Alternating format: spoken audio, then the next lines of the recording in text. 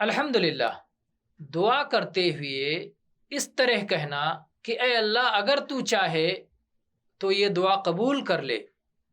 اے اللہ اگر تو چاہے تو بخش دے، ایسا کہنا مکروہ ہے۔ یقین اور عزم کے ساتھ اللہ سے دعا کرنی چاہیے۔ اس سلسلے میں ابو ہریرہ رضی اللہ عنہ کی حدیث ہے کہ رسول اکرم صلی اللہ علیہ وسلم نے ارشاد فرمایا، لا یقولن احدکم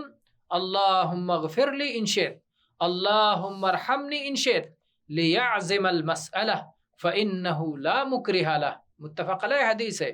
کہ کوئی شخص اس طرح ہرگز نہ کہے کہ اللہ اگر تو چاہے تو بخش دے، اے اللہ اگر تو چاہے تو رحم فرما دے،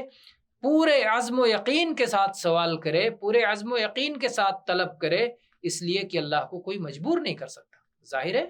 کہ اللہ تعالیٰ جب چاہے گا تبھی آپ کے سوال کو قبول کرے گا، لیکن آپ کہیں یا اللہ تو چاہے تو ایسا کر دے، یا تو آپ کی طرف سے بے نیازی کا اظہار ہے کہ ملے تو ٹھیک، نہ ملے تو کوئی بات نہیں، یہ بھی